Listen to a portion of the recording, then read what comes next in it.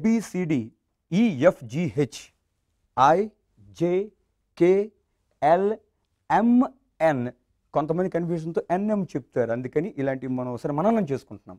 OPQRSTUV కొంతమంది VU అంటారు, మీరు తెలివి తక్కువని కాదండి, కన్ఫ్యూజ్ అవుతారు అప్పుడప్పుడని. WXYZ ఈ 26ని మనం ఏమన్నా అంటే ఇంగ్లీష్ అక్షరాలన్నింటినీ కలిపి ఆల్ఫాబెట్ అన్నాం. ALPHABET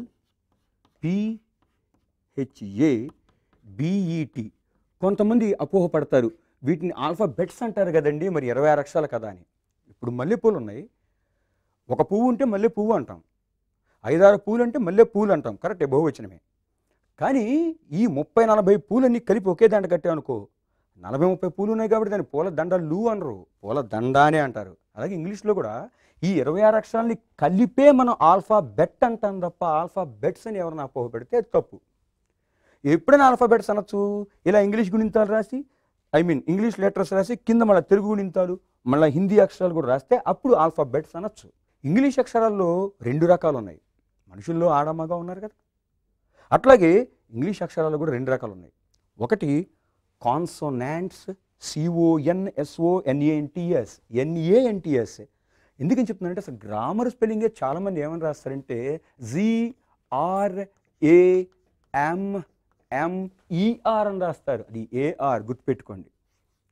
ఇంగ్లీష్ గ్రామర్ స్పెల్లింగ్ అంటే GRAMMER, ఓం ప్రథమే తప్పు రాస్తారు అన్నమాట కొంతమంది, సో అది స్పెల్లింగ్. అలాగే ఇక్కడ కాన్సోనాంట్స్కి NENTS అని కొంతమంది రాస్తారు, CONSONANTS. కాన్సోనెంట్స్ అంటే హల్లులు.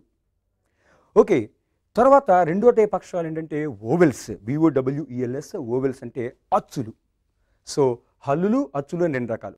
ఏ అక్షరాలను అయితే మనం నోటి కండరాలు అంటే ఏంటవి, పెదవులు కానీ, నాలిక కానీ, దవడ కండరాలు కానీ, లేదా స్వరపేటిక కానీ కదపకుండా మాట్లాడలేము, అటువంటి అక్షరాలని మనం అన్నాం హల్లులు అన్నాం తెలుగులో. ఫర్ ఎగ్జాంపుల్ మీరు బా అనని చూద్దాం, 2 పెదాలకు క్లిప్ వేసేస్తా అనని చూద్దాం, బా అనలేం. జా అనని చూద్దాం, నాలుక లోపల మన కదలకుండా అనలేం. కానీ ఆ అనండి, పేక పట్టుకుని ఆ అనేయచ్చు. ఏ అనండి, నోట్లో ఎటువంటి కదలిక అక్కలా, జస్ట్ గాలి ద్వారా అనేయచ్చు. వీటినే మనం తెలుగులో అచ్చులు అన్నాం. అచ్చులు హల్లుల్ని గుర్తుపట్టడానికి ఇంకో పద్ధతి కూడా ఉంది. హల్లులు అనేవి స్వతంత్రంగా అంటే వేరే అక్షరం సహాయం లేకుండా మనం పలకలేము. కానీ అచ్చులున్నాయే వాటంతట అవే సొంతంగా పలికి వేరే హల్లులకు కూడా ఉపయోగపడతాయి గుణింతాలుగా. సో ఇదే విధంగా ఇంగ్లీష్లో కూడా అంతే. ఏంట్రా అంటే ఏ అక్షరం అయితే ఈ 26 అక్షరాల్లో మన నోటి కండరాలు కదపనవసరం లేకుండా సరళంగా పలికేయగలుగుతాం అనుకోండి, వాటిని మనం ఓవెల్స్ అంటాం. నోటి కండరాలు స్ట్రెస్ చేసి అంటే నాలుకో పెదవో దవడలో ఏదో ఒకటి మనం స్ట్రెస్ చేసి ఆ ఒత్తిడి వల్ల పలకగలిగే అక్షరాన్ని మనం కాన్సోనెంట్స్ అంటాం.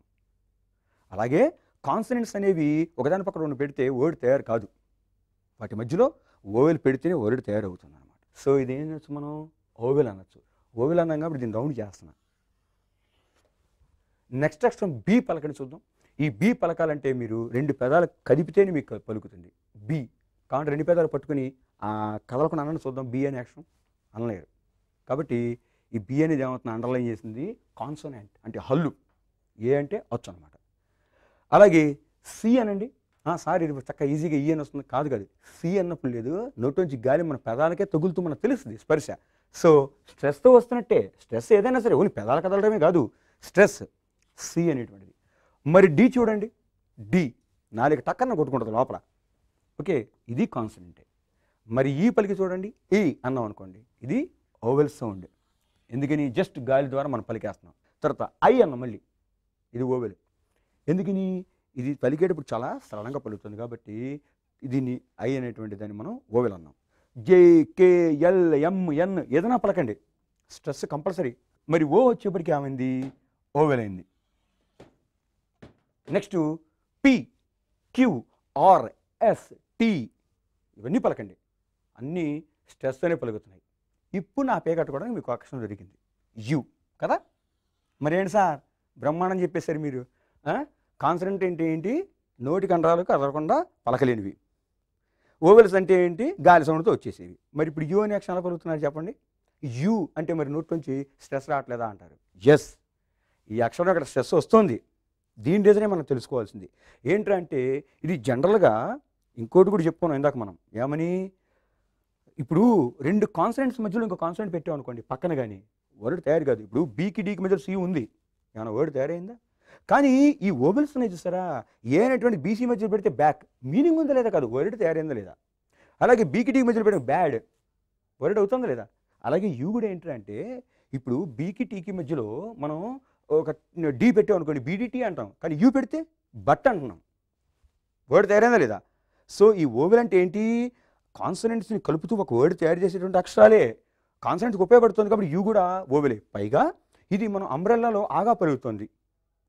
అవునా కదా? అండర్ గ్రౌండ్లో ఆగా పలుకుతుంది. అంపైర్లో ఆగా పలుకుతుంది. కాబట్టి ఇదేంటి? 100% ఓవెలే. కాబట్టి తర్వాత మళ్ళీ వి పలకండి.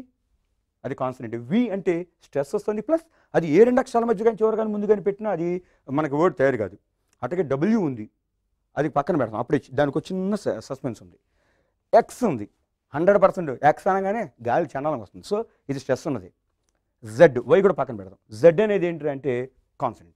సో 26 అక్షరాల్లో మనకి ఏఈఐఓయూలు తప్ప మిగతావన్నీ కూడా కాన్సనెంట్స్ అయినాయి. మరి డబ్ల్యూవై పక్కన పెట్టమన్నాను ఎందుకని అంటే అవి కాన్సనెంట్స్ కాదు, ఓవెల్స్ కాదని కాదు. అవి ఏంటి అంటే కామన్ అక్షరాలు.